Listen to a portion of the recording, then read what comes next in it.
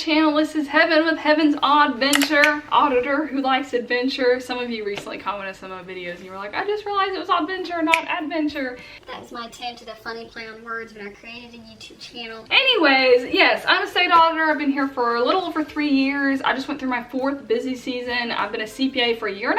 I wanted to sit down and make this video and to just talk about busy season and what I've learned from it to hopefully encourage you guys, because I know most of you are going to have your busy seasons in the spring at the start of the year. The reason our busy seasons in the fall is because in government our clients' year ends are June 30th, so they prepare their financial statements after that, and then we audit them. We take all of our material findings and our opinion and everything that we have and send it to our CAFR team, who prepares the giant CAFR for the state of Tennessee. It's basically the financial statements for the state of Tennessee. That's the way I look at it, and then it gets released on December 31st of each year, the end of the year. So that's why we work a lot of hours in the fall, and then in the spring and summer we're able to take off a bunch of leave from the overtime hours that we worked in the fall. So it's really nice. We definitely get compensated for the overtime. Not financially, but it is financially because the time you take off of work is really being paid for at work. Anyways, this busy season was very different because of the pandemic. We're all in a virtual environment. We've had to create new audit techniques, new ways to test different things, and get really creative with it while also being in isolation and away from our coworkers and away from the staff. And it's been really challenging. And on top of all of that, the sections that I was auditing for my client on this busy season, they were very challenging, very complex, very high level of accounting, a lot of gray area. Nothing was black and white. There were a lot of things open for interpretation. It took a lot of research, a lot of time to figure out what I was actually looking at or what I needed to do. It was just a lot. I was so mentally drained every day, very fatigued, and it was just hard. So I wanted to sit down, take the time to just talk about busy season and hopefully encourage you all who are about to go into your busy season in January or February at the start of the year. And I planned on actually filming this in later December, but because of my vlogmas that I'm gonna do in December, I'm really excited about it. I know that that's gonna take up most of my time vlogging every day, and I didn't want to like put this video on the back burner and it not actually get out. So I really hope that it helps you guys. These are really in no particular order, but we'll just go ahead and get started. One of the things I learned after this busy season was that the hours put in really don't mean anything.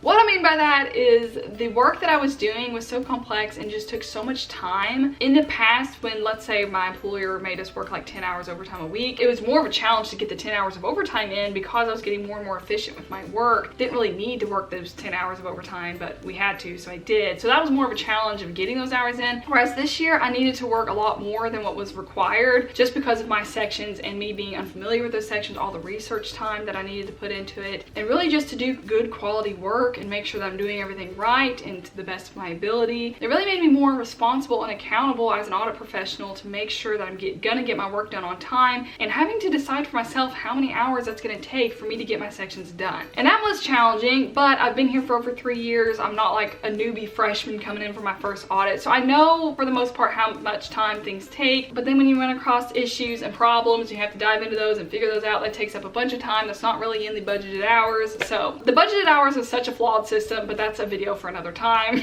I'm not a fan of the budgeted hours. But anyways, yes, on top of that, every hour that I worked this busy season, because it was so challenging for my brain, it literally felt like 2 or 3 hours of work. Like I would work a 10-hour day and I swear it felt like 20 hours. My brain was exhausted. It was so fatigued. I didn't have any mental energy left to hang out with many friends or to see my family all that much or to do any YouTube. As you guys saw, I didn't put up many YouTube videos during busy season because my brain was so tired. It needed all the rest it could get. And there was a time and place for that. So luckily our busy season only lasts like 6 to 8 weeks where we have to have crunch time and really dedicated and really push through and make it through. We are technically still in busy season, but it's not, the hours are no longer really that pressing, but we have a couple more reports that we're gonna get ready before March, one in January, one in March. So we're technically still on our client, but the majority of the hard part is over, so that's good. This brings me up to my second point that I learned this busy season, and that is that burnout is a very real thing. I never experienced it to this level before with myself. Like burnout to the point that I was like begging for a day off. Like I needed my brain to rest and heal. It was just very challenging. And even just taking the audit out of everything, we're talking about 2020 in general. It's been a very tough year. My mental health was very poor. And so when you mix all this up together, it's just a very negative, toxic environment. And I struggled really hard this busy season. And a lot of that is my fault. I take full responsibility for most of it. But I had to prioritize rest. I had to get good sleep at night. I had to take my naps during the day, and that really helped a lot because that was really the only time my brain could really shut down. The third thing I want to mention in this video after this busy season was the importance of maintaining the things that make you happy. For me, that is hanging out with certain friends, my family, doing YouTube, flying my drone, which I have a whole social media platform for it, playing in different sports leagues, having a Bible study, and I kept all of those up, and that was the lifeline to my mental health during this busy season. So don't cut out all the fun things and just think, okay, I'm gonna push through, I'm gonna get through this work, and then we'll do everything else again. Because you're really gonna lose that motivation and purpose when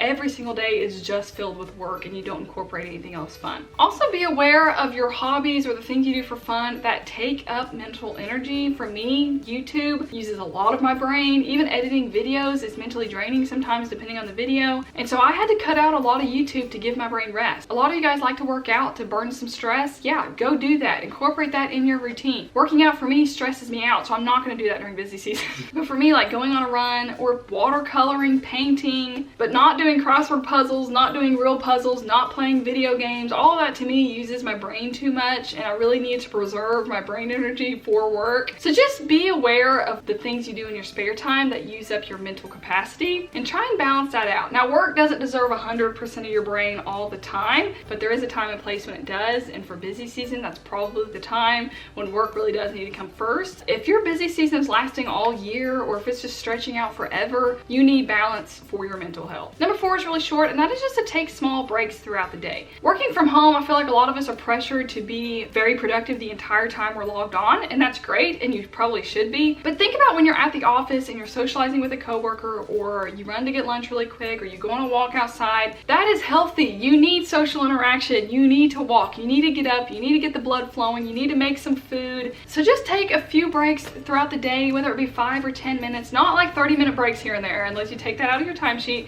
but just like a 5-minute walk outside. Sometimes I'll get down on the floor and do some push-ups or sit-ups. Sometimes I'll just sit on the couch for literally like 3 or 4 minutes to just sit there and just let my brain rest for a couple minutes, because it really does work wonders. It's like the equivalent of a power nap during the day. It's just letting your brain rest and not make it do any work. Stay off your phone during that time too. Number 5, this busy season I was stretched very thin. I did not handle my stress very well. I lashed out on a lot of people. I was pretty mentally unstable. A lot of that was work, but a lot of that was just my own personal life, things I was going through this year that I'm still going through this year. And I'm not happy with how I handled everything. Maybe I'll be able to do a video on that later on. I don't have an answer right now. I'm still working on it within myself. But one core concept that I've learned that I need to take my own advice on is to be human first, be an auditor second, or a tax professional, CPA, whatever it is that you do. Be human first, be kind, be respectful, be nice. I know several auditors that just feel so entitled that they're an auditor, and they use the auditor card all the time. We need this right now. Give it to us right now. I'm the auditor. I can go look at that. Yes, there's deadlines we have. Yes, there's things that we need, but just be kind. The client will respect you more. They will be more inclined to give you what you need when you're nice to them. And not a pushover, there's a big difference, but just be kind, be human. At the end of the day, your job is not what matters. Your character is what matters. Don't let people remember you for being that mean, demanding auditor, tax professional, or just rude person. Even though you may be stressed out, even though you're going through a lot, just be kind.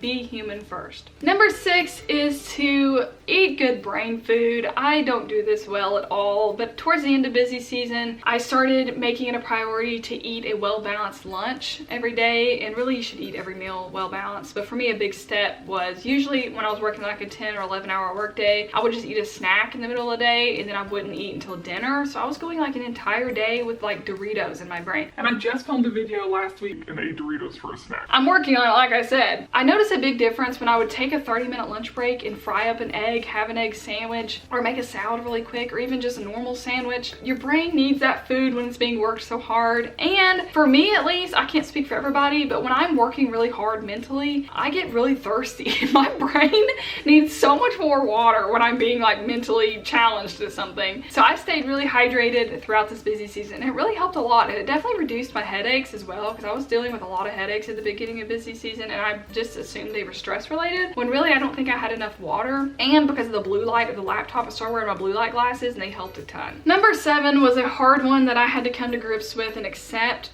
asking for help does not make you weak. That is key. On my last audit during the summer, I was doing this federal audit that was extremely challenging. They put me on the audit all by myself. I had no idea what I was doing. It was very hard. And I finally broke down one day, like literally crying, had a mental breakdown, and was like, I physically cannot do this. So I called up my in charge and I was just like, send help. I need help. I cannot do this alone. And that's all it took. And he was like, okay, sure. And then we got another person on my audit. And that's definitely something I struggle with my own pride, almost a sinful level of just not needing help and being independent. But when it comes to your work, your workplace needs you to be efficient. And if you're unable to really do something in an efficient way, asking for help may help you guys. Even though you're both putting in hours on that project, you can get it done quicker and probably at a better level than you struggling with it the whole time. For me, I'm really hard on myself. And it's like, Heaven, why can't you figure this out? This is not hard. This is easy. I'm working so hard all the time. There are times when you need help, and help is great and it will come to you. That kind of ties into number 8 about being efficient and everything, but research goes a long way. And like I mentioned earlier in the video, the work that I was doing was very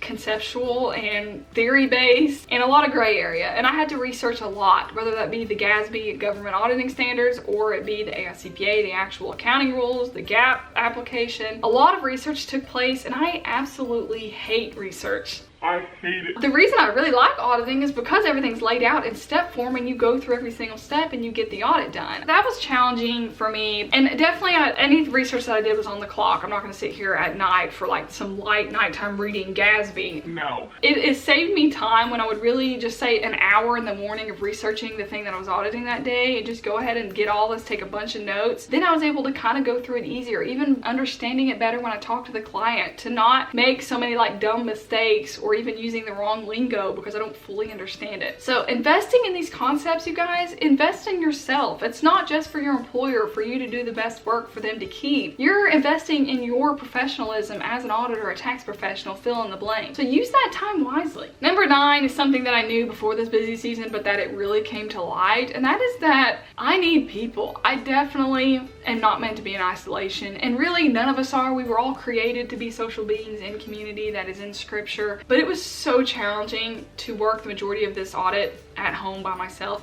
I did go to the office about 2 days a week because when I was losing my mind and at my lowest point, I was like, I have to see somebody. I don't care if it's the cleaning lady. I need to see some humans. And my in-charge is at the office every day, so I worked with him a lot. And that helped a ton. Just being around other people, knowing you're not alone, it takes some of the pressure off when you're able to discuss ideas, bounce ideas off of each other. And I would definitely encourage you to call up your teammates, to call up your coworkers, schedule meetings, even if they're not the super high intense meetings that need to be discussed. Just schedule a meeting and talk about work, but then just have some social. It'll carry you further than you think. Now granted, not everyone's as social as I am, and a lot of people like to be at home and like to be by themselves, but for me it was very challenging, and still is, to be working from home, not with other people all the time. Number 10 is probably so cliche, but it is very important, especially in this year 2020, during this pandemic that we're in right now, and that is to be thankful you have a job. Number 1, be thankful you have a job and what you studied. If you were an accounting major and you're an accountant now, you studied to get that job. A lot of people are just thankful to have whatever job they have, and it's not what they spent all that time studying and that they were passionate about. And 3, for most of us as accountants, we are being paid decently well. That is something that we just cannot take for granted. There are so many people that are doing a job that they didn't study in college or that they didn't prepare for, but they're also being paid crap or they don't have any benefits. And maybe that's you, but there's things to be thankful for. With how rough some of the work was and how much I just dreaded the level of challenging accounting things that I had to do, at the end of the day, I'm very thankful that I have the opportunity to do this accounting research. After years in college of preparing for accounting and to actually be doing it every day, that I'm trusted to be doing the sections that I was doing on this audit that are so high level and so much money. That's a blessing. And even though there were some days where I was like, please just let me file papers in a filing cabinet. Somebody just let me hole punch for 8 hours. At the end of the day, I was just very thankful for my job, and I don't want to ever lose sight of that. And a quote that someone shared on Instagram at the beginning of my busy season that I swear was meant just for me on their story. It had said something along the lines of, remember when you prayed to be exactly where you are today. That just shook me up. I literally started crying when I read that, because yes, as an accounting student, I couldn't wait to be a professional and to do the accounting stuff every day. And that's what I'm doing right now, and I'm so thankful for it. And I truly believe the stress we go under in all aspects of life